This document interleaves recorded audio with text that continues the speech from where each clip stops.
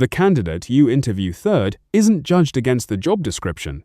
They're judged against whoever happened to walk in an hour earlier. That's the contrast effect, and it's quietly running your hiring process without anyone signing off on it. Here's the mechanism underneath it. Your brain is bad at evaluating things in isolation. It doesn't carry a fixed internal ruler for good candidate, or fair price, or strong proposal that it checks every new input against. Instead, it measures whatever it just saw against whatever it saw right before that. Perception is relative, not absolute, and psychologists have documented this for well over a century.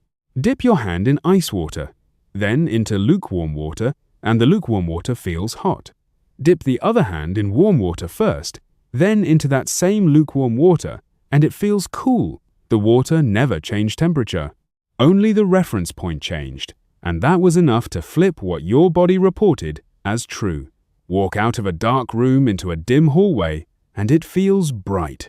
Walk into that same hallway from outside on a sunny day, and it feels dim. Same hallway, same light level, opposite conclusion. Because your visual system was never measuring absolute brightness.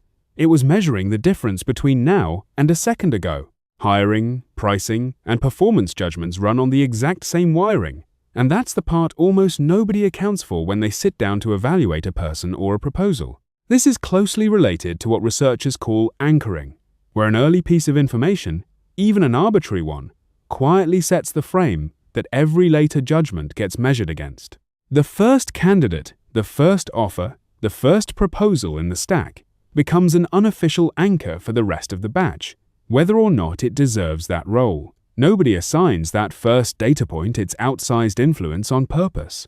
It just happens to arrive first, and arriving first is apparently enough. This shows up in grading too, which is one of the most well-documented versions of the effect. Teachers grading a stack of essays tend to score a mediocre paper lower if it lands right after a genuinely excellent one, and higher if it lands right after a weak one, even when using the same rubric each time. That's not a lazy teacher. That's the same relative perception wiring showing up in a classroom instead of a boardroom. And it's part of why some grading systems now insist on randomizing paper order or masking names precisely to break the sequencing effect before it can quietly bend the scores. Businesses figured this out long before psychologists gave it a formal name. Restaurants have used it for decades. Put one absurd item on the menu, a $200 bottle of wine, a $95 steak nobody actually expects to sell, and its job was never to get ordered. Its only job is to sit on the page and make the $60 bottle, the $38 steak, look like the reasonable, sensible, almost modest choice by comparison. Menu consultants and behavioral economists call this a decoy, and it works precisely because your brain doesn't ask, is $60 objectively fair for a bottle of wine? It asks, is $60 reasonable next to the $200 option I just read 2 lines above it? Pull the $200 decoy off the menu entirely, change nothing else, and the exact same $60 bottle will test as feeling more expensive to the exact same diners. Nothing about its price moved. Only its neighbor did. Some restaurants go further and train servers to mention the most expensive special first, verbally, before listing anything else, for the same reason a menu prints its decoy near the top of the page. Real estate agents run a version of the same play, and some do it on purpose. Show a buyer a rundown property, first bad layout, a cracked driveway, a smell nobody can quite place before walking them into a perfectly ordinary, decently maintained house with good bones. That second house doesn't just look fine. It looks like a steal, like the buyer is getting away with something rare. Nothing about the second house changed between the 2 showings. What changed was the buyer's most recent reference point, and that was enough to turn acceptable into amazing in the span of 1 showing. Agents who use this deliberately call the rundown house the anchor property, and its only function is to make whatever comes next look better than it would on its own, in a house the buyer would have walked straight past on any other day. Hiring panels do the identical thing, except almost nobody is doing it on purpose. Interview 5 candidates back to back for the same open role. And here's what actually happens to the scores that nobody admits to afterward. Whoever happens to follow the weakest performer of the day gets an unearned bump. Whoever happens to follow the strongest performer takes a hit they didn't earn and can't see coming. The candidate's actual answers, actual track record, actual fit for the actual job requirements barely move the needle. The order they walked through the door does most of the real work in the final decision, and it does that work invisibly, underneath whatever the panel thinks it's evaluating. Unstructured interviews are especially exposed to this, because there's no fixed checklist anchoring the conversation back to the role itself. Structured interviews with a predefined set of questions and criteria narrow the damage, but they don't eliminate it, because the scoring at the end is still happening inside a brain that just finished comparing this candidate to the last one. It gets worse the moment the panel starts comparing notes. Group hiring decisions are especially exposed to this, because interviewers talk to each other out loud, and the sequencing gets baked into the shared narrative before anyone notices what actually happened. Someone on the panel says, "Candidate 3 felt so much stronger," and everyone nods, because it's true, they did feel stronger in the room, in that moment. Nobody stops to ask stronger than what. The honest answer is almost always stronger than the mediocre candidate who happened to interview right before them, not stronger than the actual bar the role requires. That distinction evaporates the instant it becomes a shared opinion in the room. Once 3 people have agreed out loud that a candidate felt strong, that feeling hardens into something that reads like evidence, even though it was manufactured entirely by a scheduling coincidence nobody chose on purpose.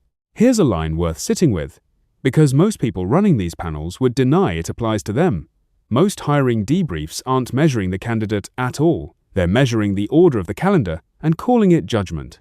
Hiring panels are the obvious example, but they're nowhere near the only place this shows up inside a company. Take performance review calibration sessions. Most organizations run these the same basic way managers sit in a room, one after another, walking the group through each direct reports file and proposing a rating, frequently against some kind of forced distribution or stack rank. A calibration meeting is, structurally, a sequencing machine, dressed up as a fairness mechanism.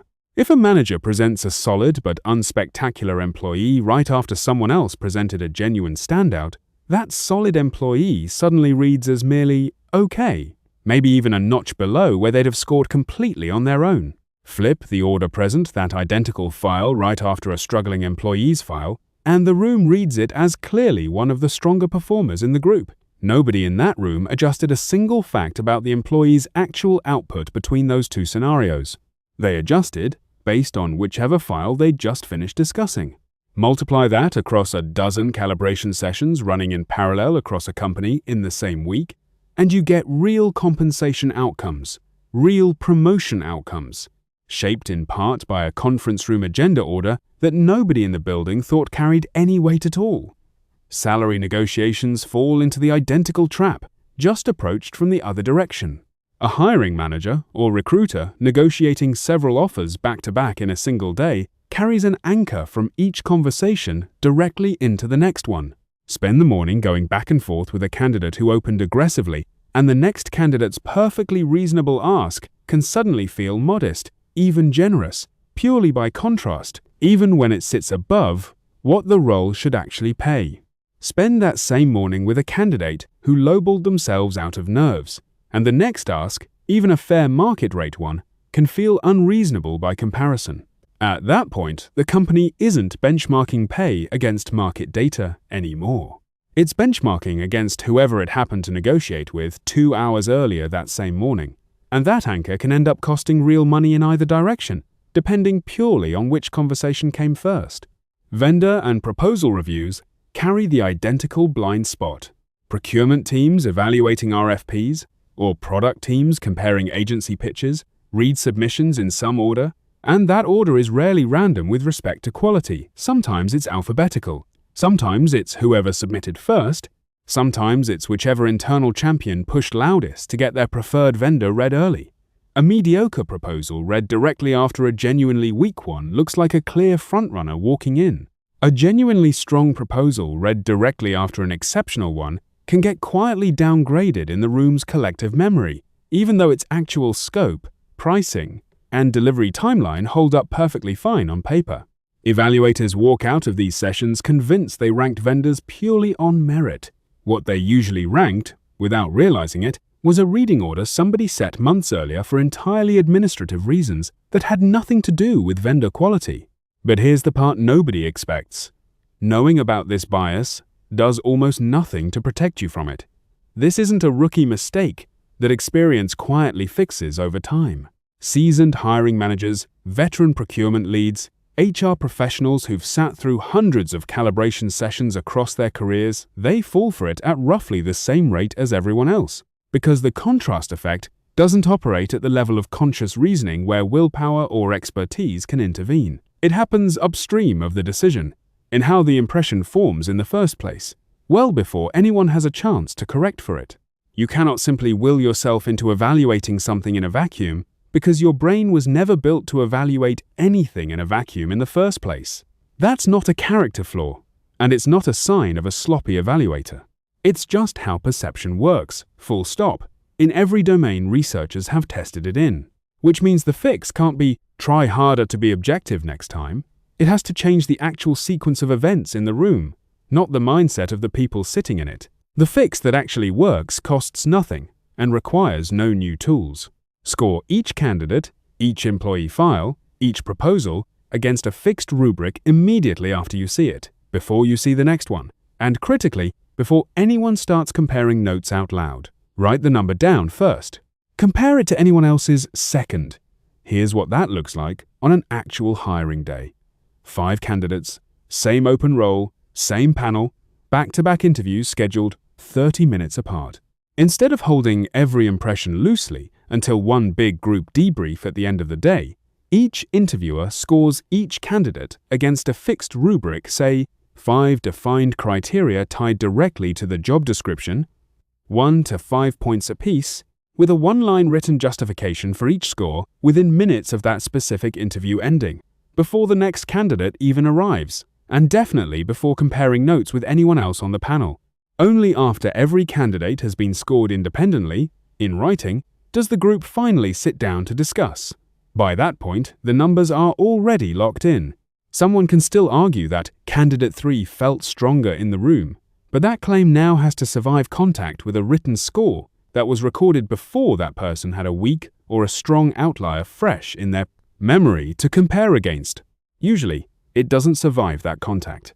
The final scores end up flatter, more internally consistent, and dramatically less correlated with interview order than they would be if the group had talked first and scored second, which is the order almost every untrained panel defaults to without ever deciding to. The identical fix ports directly into calibration meetings score each employee's file independently before the group session convenes, not live in the room while the previous file discussed is still the freshest thing in everyone's head. And it ports just as directly into procurement, score each proposal against the RFP's stated, published criteria on the day it's actually read, not in one big batch review at the end of the cycle, by which point the weakest and strongest submissions in the pile have already set everyone's unconscious frame of reference for what counts as good. Over a few review cycles, the written rubric scores also become a useful record on their own, a paper trail that shows a decision was made against fixed criteria, not against whatever happened to walk through the door beforehand, which matters as much for defensibility as it does for accuracy. There's a second lever worth pulling alongside the written rubric, and it costs nothing either. Rotate who goes first. If the same type of candidate, the same department, or the same vendor always gets slotted into the same position in the sequence, the bias stops being random noise and starts being a consistent, structural tilt against whoever always follows the strongest performer.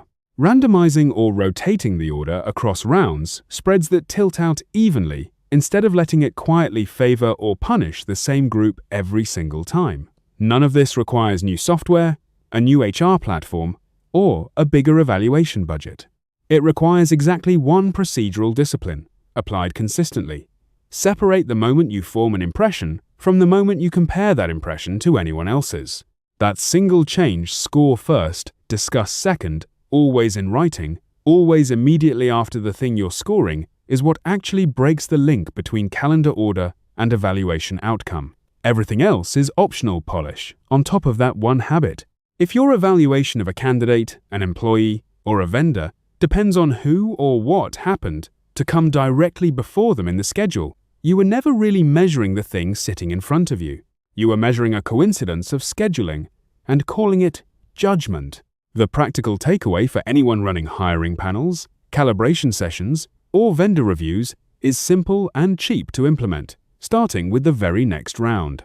Force every evaluator to commit their score to paper before the group conversation starts, every single time, with no exceptions carved out for whoever feels especially confident in the moment. That one habit protects decision quality more reliably than any amount of after the fact. Let's just try to be more careful and fair next time. More of these on this channel. Follow along.